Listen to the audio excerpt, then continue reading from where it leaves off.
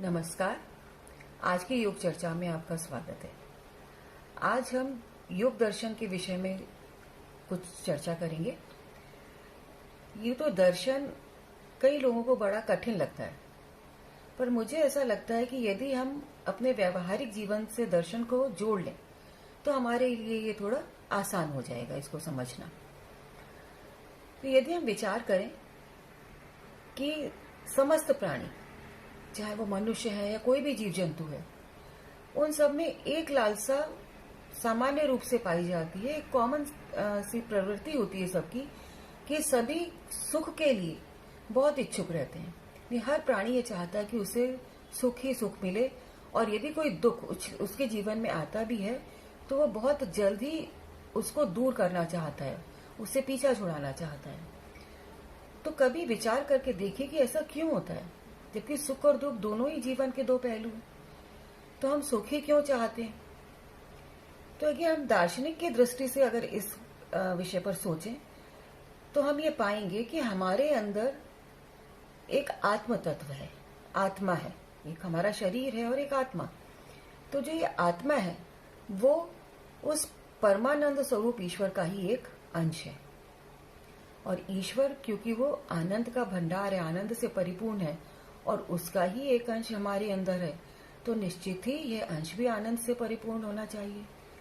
परंतु वो भ्रमित है, इसलिए वो आनंद जो ईश्वरीय आनंद कहलाता है वो उसे प्राप्त नहीं होता है इस शरीर के अंदर, और अभी वह इस शरीर को ही अपना मान बैठा है, इसलिए वो परेशान रहता है। तो ये जो शरीर हमें मिला है, तो ये शरीर हमें मिला कैसे, हमारा जो अस्तित्व है उसका कहाँ से प्रारंभ हुआ है, तो इसके विषय में योग दर्शन में चर्चा की गई है। बड़े ही अच्छी तरह से समझाया गया है कि जैसे हमने अभी देखा कि हमारे पास एक शरीर है और एक आत्मा है जिसको हम सब अनुभव करते हैं। तो योग दर्शन ने भी इसी प्रकार दो तत्वों की सत्ता को स्वीकार किया है। सांख्य ने भी स्वीकार किया और योग दर्शन ने भी। तो ये जो दो सत्ताएं हैं ये अनादि हैं, यानी कब शुरू हुई पता नहीं, ना ही इनका कभी अंत होता है। तो ये दो सत्ताएं हैं, पुरुष और प्रकृति। पुरुष यानी आत्मा, आत्मा को ही पुरुष नाम दिया गया है, सोल। और प्रकृति यानी नेचर, ये दो अनंत सत्ताओं को मानता है योग दर्शन। अब इनके स्वभाव भी भिन्न भिन्न है। जो प्रकृति है वो तो 3 गुणों से युक्त है और परिणामशालिनी है, उसके परिणाम होते हैं, जबकि पुरुष प्रकाशक है और परिणाम नहीं आते उसमें से कोई भी। साथ ही वो त्रिगुणातीत है, यानी तीनों गुणों से परे है। तो ये जो पुरुष है ये चूंकि प्रकाशक है, तो जैसे ही इसका प्रकाश प्रकृति के ऊपर आता है तो प्रकृति के जो 3 गुण है, सत्व, रज और तम, इनका संतुलन बिगड़ने लगता है। इनका जो अनुपात है उसमें बदलाव आने लगता है और प्रकृति में से परिणाम निकलने लगते हैं। तो प्रकृति में से आने वाला जो पहला परिणाम है वो है बुद्धि, सत्व बुद्धि, जिसे महत्त्व भी कहा है, या जिसे हम डिस्क्रिमिनेटिव इंटेलेक्ट भी कह सकते हैं। यानी निर्णय करने वाली, निश्चय करने वाली जो शक्ति हमारे अंदर होती है वही बुद्धि है। तो ये जो बुद्धि है इस समय एकदम निर्मल होती है, स्वच्छ। और जब इस स्वच्छ और निर्मल बुद्धि पर पुरुष का प्रकाश पड़ता है तो उसे अपना स्वरूप दिखाई देता है, क्योंकि बुद्धि तो निर्मल है। तो उसको यहीं से भ्रम शुरू हो जाता है, उसे लगता है कि ये बुद्धि मैं ही हूं। इसको हम एक उदाहरण से समझ सकते हैं कि जैसे एक निर्मल और स्वच्छ दर्पण के सामने यदि कोई खड़ा होता है, यानी अगर मिरर के सामने कोई खड़ा है तो उसमें उसे अपना प्रतिबिंब दिखाई देता है, और उस प्रतिबिंब को देखकर उसे ऐसा महसूस होता है कि ये मैं हूं, जबकि ऐसा वास्तव में होता नहीं है। वो तो एक प्रतिबिंब मात्र है, वो वास्तव में हम नहीं होते हैं, पर ऐसा समझते हैं। ठीक यही पुरुष के साथ होता है। वो बुद्धि पुरुष नहीं है, पर पुरुष को ऐसा लगता है, उस आत्मा को ऐसा लगता है कि ये तो मैं ही हूं। और जहां ये मैं का भाव पैदा हुआ वहीं अहंकार की उत्पत्ति होती है। अहम का मतलब होता है मैं, मैं पने का भाव, मैं होने का भाव, आई कॉन्शियसनेस अहंकार है। और अहंकार के बाद इसी अहंकार से फिर 16 तत्वों की उत्पत्ति होती है। ये 16 तत्व इन 16 तत्वों से हमारा सूक्ष्म शरीर बनता है। तो इस अहंकार से पहले तो 11 इंद्रियां, एकादश इंद्रियां, अभी एकादश इंद्रियां हैं, 5 ज्ञानेंद्रियां यानी सेंस ऑर्गन्स, 5 कर्मेंद्रियां यानी रिस्पॉन्स ऑर्गन्स, और 1 मन। इसके साथ में इससे 5 तन्मात्राएं या 5 सूक्ष्म भूतों की भी उत्पत्ति होती है। यहाँ तक की जो प्रकृति है, प्रकृति के जो परिणाम यहाँ तक आते हैं वो सब अव्यक्त हैं, दिखाई नहीं देते।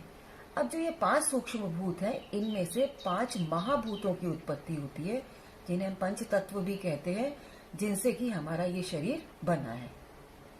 तो ये शरीर हमारे इन 5 महाभूतों की ही देन है, जिसका सिलसिला प्रकृति से प्रारंभ हुआ था, यानी हम इस प्रकृति की ही संतान हैं। तो प्रकृति के गुण सब हमारे अंदर भी आते हैं। तो अब ये शरीर तो हमें मिल जाता है, इसके अंदर जो चेतना है वो पुरुष से आती है, यानी आत्मा से। तो अब ये चैतन्य और शरीर मिलकर के हमें प्राप्त हो जाते हैं, हमारा अस्तित्व बन जाता है। पर यहाँ पर पुरुष भ्रमित ही है। इस शरीर को पाकर पुरुष और भ्रमित हो जाता है और इस शरीर को ही अपना समझने लगता है।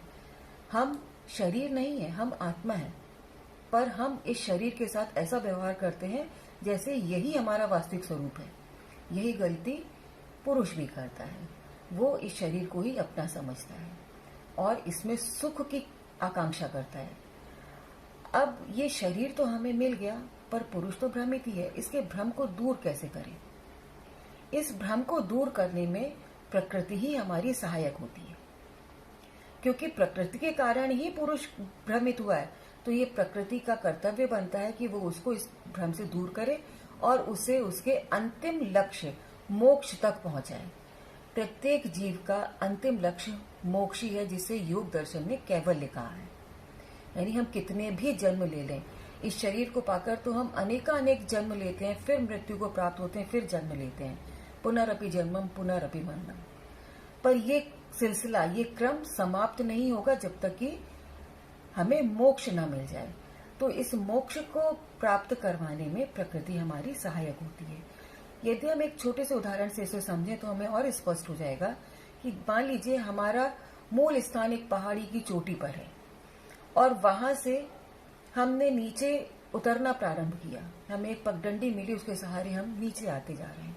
नीचे आना तो उतना मुश्किल नहीं है। और जब हम नीचे समतल में आ गए और उसके बाद हमें लगा कि नहीं, हमें पुनः अपने उसी स्थान पर जाना है जो हमारा अपना मूल स्थान था। और फिर अगर हम चढ़ना शुरू करते हैं तो हम पाते हैं कि अब हमारे लिए मुश्किलें अधिक हैं और हमें इस मुश्किल में किसी न किसी का सहारा चाहिए। तो ऊपर जैसे पहाड़ पे चढ़ने के लिए हम एक लकड़ी का ही सहारा ले लेते हैं और उस सहारे से धीरे धीरे धीरे धीरे करके हमारी यात्रा प्रारंभ हो जाती है। और यदि हम दृढ़ निश्चय हैं, हमारा निश्चय दृढ़ है, तो हम पुनः अपनी उस चोटी तक पहुंच जाते हैं। तो ये जो लकड़ी है, इसको प्रकृति समझिए। ये प्रकृति हमें इसी प्रकार सहारा देती हुई धीरे धीरे हमारी यात्रा को पुनः ऊपर की ओर ले जाती है। अब ऊपर जाने के लिए हमें वापस जिस मार्ग से आए थे उसी से जाना है। यानी प्रकृति से प्रारंभ होकर जो हम पंच महाभूत तक हमारी यात्रा हुई, जो ये पंच महाभूत हैं, ये ही प्रकृति का भौतिक प्रकटीकरण हम इसे कह सकते हैं। इसे हम प्रकृति का फिजिकल मैनिफेस्टेशन कह सकते हैं। अब यहाँ से पुनः हमें सूक्ष्म की तरफ जाना है। तो प्रकृति की सहायता से पहले हम इन महाभूतों का ज्ञान प्राप्त करते हैं। जब महाभूतों का ज्ञान हमें मिलता है, क्योंकि ज्ञान से पवित्र और कुछ भी इस संसार में नहीं है। गीता में भी कहा है कि न ही ज्ञानेन सदृशम पवित्रम ये विद्यते। ज्ञान के सदृश कुछ भी पवित्र नहीं है। तो हम पहले पंच महाभूतों का ज्ञान प्राप्त करते हैं। पंच महाभूतों का जब ज्ञान प्राप्त कर लेते हैं तो फिर हमें सूक्ष्म भूत पता चलते हैं कि भाई पंच महाभूतों का तो कोई कारण है। फिर सूक्ष्म भूत, इसी क्रम से हम पुनः ऊपर चढ़ते जाते हैं। सूक्ष्म भूतों के बाद सूक्ष्म शरीर का ज्ञान होता है। सूक्ष्म शरीर का ज्ञान प्राप्त करने के बाद फिर हम अहंकार तक पहुंचते हैं, और अहंकार का पूर्ण ज्ञान लेने के बाद फिर हम बुद्धि तक पहुंचते हैं। बहुत कठिन यात्रा है ये, पर बुद्धि तक पहुंचकर सब कुछ स्पष्ट हो जाता है, क्योंकि बुद्धि तो निर्मल है। वहां जाकर हम ये समझ जाते हैं कि नहीं, ये हमारे जो स्वरूप को हम वास्तव में अपना स्वरूप समझे थे वो तो हमारा स्वरूप है ही नहीं। प्रकृति और पुरुष दोनों सर्वथा भिन्न है। तो हम जो तीनों गुणों को अपना मान बैठे थे, जैसे ही ये ज्ञान होता है, ये विवेक ज्ञान कहलाता है, जैसे ही ये ज्ञान उत्पन्न होता है, हमारे तीनों गुण पुनः उस प्रकृति में जाकर समाहित हो जाते हैं, और जो हमारा चैतन्य है वो पुरुष में जाकर समा जाता है। तो ये पूरा यात्रा का एक क्रम है, और इस यात्रा को सबको करना ही है। अब इस यात्रा के विषय में विचार करते करते अगर हम कुछ और साहित्य को अगर पढ़ने की कोशिश करें तो हम देखेंगे कि कठोपनिषद में इसका बड़ा ही सुंदर वर्णन किया गया है। उसमें हमारे शरीर को एक रथ की संज्ञा दी गई है कि हमारा शरीर एक रथ के समान है, और रथ में को चलाने के लिए जैसे घोड़े लगे होते हैं, तो ये घोड़े हमारी 5 ज्ञानेंद्रियां हैं। इस रथ में 5 घोड़े लगे हुए हैं। हमारे जो सेंस ऑर्गन्स हैं, ये इस रथ के, शरीर रूपी रथ के घोड़े हैं, जो इस रथ को इसके गंतव्य पर ले जाते हैं। और घोड़ों की लगाम हमारा मन है। मन ही इन घोड़ों को नियंत्रित करता है, और ये लगाम को पकड़ने वाला, यानी रथ को जो चलाने वाला है, उसका चालक, सारथी, वो हमारी बुद्धि है। यानी बुद्धि के हाथों में यदि मन की लगाम होगी तो हमारे जो ज्ञानेंद्रियों रूपी घोड़े हैं वो बिल्कुल सही दिशा की ओर जाएंगे, और हमें अपनी मंजिल पर सही तरीके से कम समय में पहुंचा देंगे। पर यदि ये मन, क्योंकि मन तो बहुत चंचल है, गीता में कहा है कि चंचलम ही मना कृष्ण, ये मन बहुत ही चंचल है, और ये मन ही मनुष्य के बंधन और मोक्ष का कारण बन जाता है। तो इस मन को पकड़ना बहुत आसान काम नहीं है, पर बुद्धि में यदि सजगता है, दृढ़ता है, तो ये मन की लगाम को अगर कस के रखती है, तो इस रथ का जो रथी, यानी इस रथ का जो सवार है, वो हमारी आत्मा है, यानी पुरुष है। पुरुष को अपने गंतव्य पर जाना है तो उसे अपनी बुद्धि को सजग रखना होगा, और सजग बुद्धि से जब मन की लगाम अपने हाथों में वो थामेगा, तो हमारा ये शरीर रूपी जो रथ है वो शीघ्र ही अपने गंतव्य पर पहुंच जाएगा।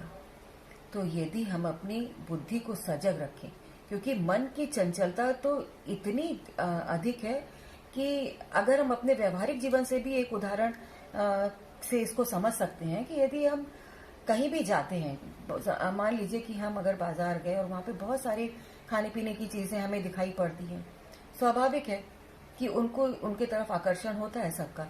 अब इस जगह हमारी बुद्धि जो निर्णय लेती है, उसको तो ये पता है कि ये खाद्यान्न हमारे लिए उचित नहीं है, हमारे स्वास्थ्य के लिए हितकर नहीं है, पर मन जब ज्ञानेंद्रिय के माध्यम से उसकी सुगंध का अनुभव करता है तो चंचल हो उठता है उनको पाने के लिए। अब इस जगह यदि मन ज्यादा बली हो गया, अगर उसने बुद्धि को डोमिनेट किया, तो बुद्धि भी मन की बात को मान लेती है और उसको अनुमति दे देती है उसके मन मुताबिक काम करने की। अब वो खाद्यान्न तो हमने वो खाद्य पदार्थ तो खा लिए, पर उसका परिणाम तो भुगतना पड़ता है। तो इस मन को बुद्धि के ऊपर सवारी नहीं करने देनी है, उसे इतना डोमिनेट नहीं करने देना। यदि बुद्धि मन को डोमिनेट करेगी तभी हम सही रास्ता पकड़ पाएंगे। इसलिए हमेशा अपनी बुद्धि को सजग रखें, मन को नियंत्रित रखें, तो हम कैसी भी परिस्थिति हो, कैसी भी प्रतिकूल परिस्थिति हो, हमें कभी भी किसी परेशानी का सामना नहीं करना पड़ेगा। हम किसी भी स्थिति से बहुत जल्द ही उसका समाधान खोज लेते हैं और अपनी यात्रा को सुगम बनाते जाते हैं। धन्यवाद।